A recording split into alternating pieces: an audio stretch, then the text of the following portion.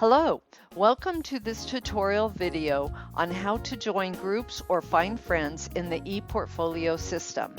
While the focus for ePortfolios is usually to support your learning and course activities, we believe that it can also become a new social media network for you that will extend beyond your academic program and into your career.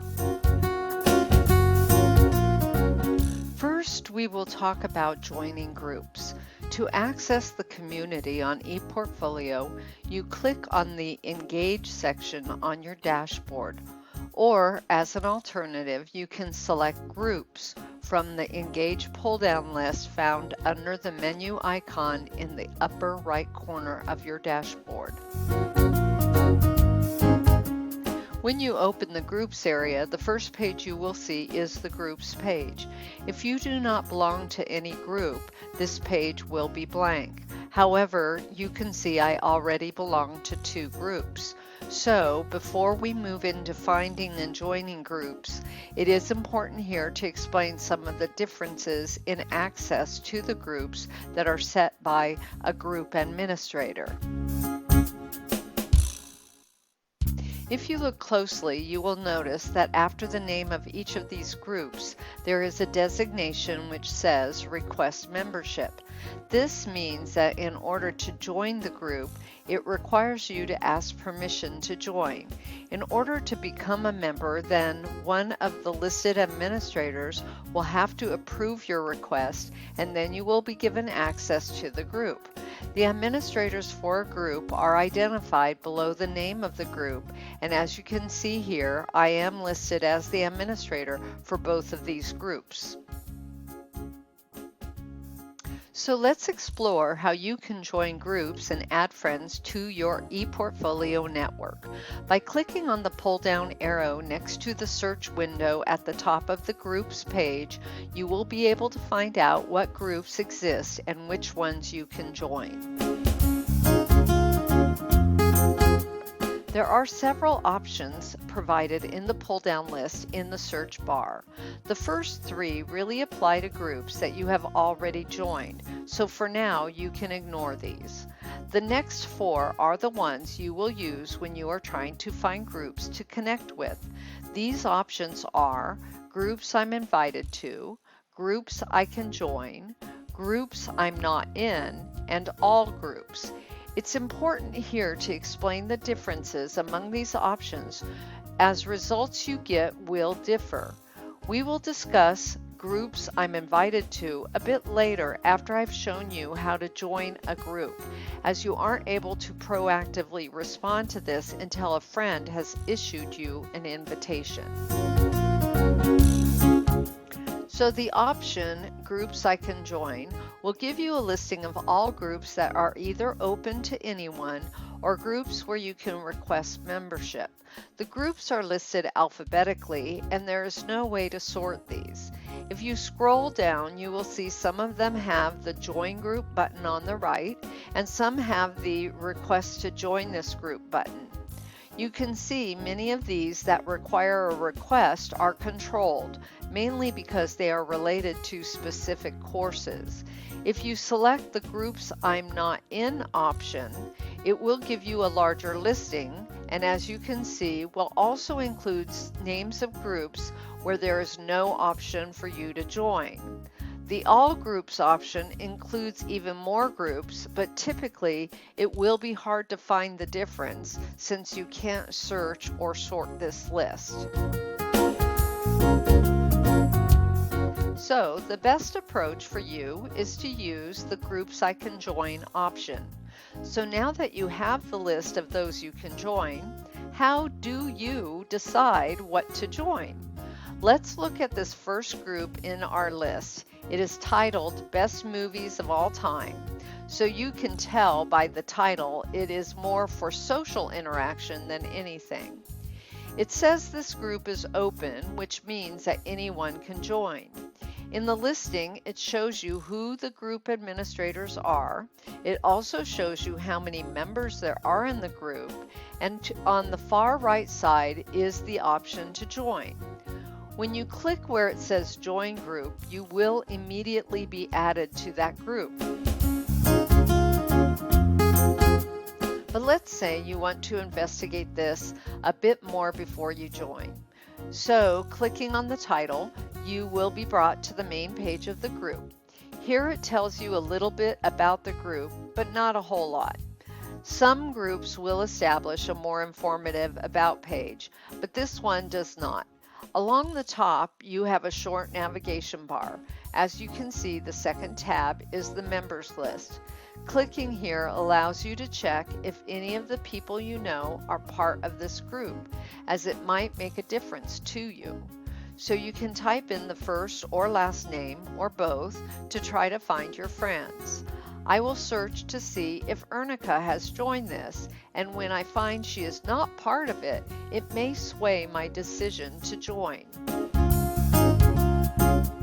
The last tab on the top of the page is for pages and collections. When you are a member of a group, you can create pages within the group, and they will be automatically available to anyone in the group. When we click this though, since I don't belong to the group, I am not able to see the pages. So I decide maybe I will join this group since it's open. So I go back to the About page and click on the Join This Group button in the right corner. When I do this, I now see not only a completely different About page, but I also see an expanded navigation bar along the top. I see that there are forums for the members of the group to participate in. There are pages and collections where I can view or edit, or I can add new pages to share. There are journals I can read and post to, as well as the other standard features that I have in my own ePortfolio area. The difference here is that the whole group has access to edit, change, or share anything in the group area. So it is important that you do not post copyrighted material or private information you don't want everyone else to see. Now that I know what this group can offer me, I can go back to the About page and decide to either leave the group, or I can invite some of my friends to join it. I see the two options on the top right below the navigation bar. If I select the Invite Friends button, the system will look to see who in my list of friends does not already belong to this group. Here you can see that Ernica is not a member, so I can extend an invitation to her since I am now a member. I'm going to cancel out of this though and not invite her at this time. But this is how, when I search for groups I'm invited to on the groups page, a group will appear for me to join. When a friend has invited me to join, the group shows up there and I have an option to join the group or decline the invitation. Instead, I want to return to my own ePortfolio to see how this group is now listed in my groups list. I can click the My Groups link in my administrative block in the upper right corner of the page, and it will take me back to the listing. Now you can see I belong to 3 groups. Now, if for some reason I decide I don't want to be a part of this group any longer, I can simply click on Leave this group on the right side, and I will be removed from its membership list after I confirm that I want to leave the group. I can rejoin anytime I want for open groups. With groups where you must request membership, you should consider whether you are able to commit the time to be active in the group, as you don't want the administrator to be continually adding and deleting you, as they could choose to block you if you become too high maintenance. By returning to the Groups I Can Join list, I can see that some of the groups require a request to join, as I indicated before. Usually these are groups for specific courses, and it identifies the restrictions on membership. When I click on the Request to Join this group button, I am asked to provide a reason why I want to join and must submit it. The group administrator then will determine if my request is in line with the requirements and will add me to the group if I am approved. Adding friends to your network is very similar to joining groups, but actually much easier. Selecting the People link from the Engage pull-down list from the menu icon on the top right, you are brought to a page that lists all members of the UE ePortfolio community. When you search for an individual by entering their name, you will get a listing of anyone who shares the name. From the People listing, you can send them a friend request or send them a message without having to go to their profile page. You will not see this third link though, as it is for group administrators only, as it gives us the ability to add or invite people to our groups. However, if you are not sure if the person is the one you want to friend, you can click on their name and you will be taken to their profile page to see if they are the person you are looking for.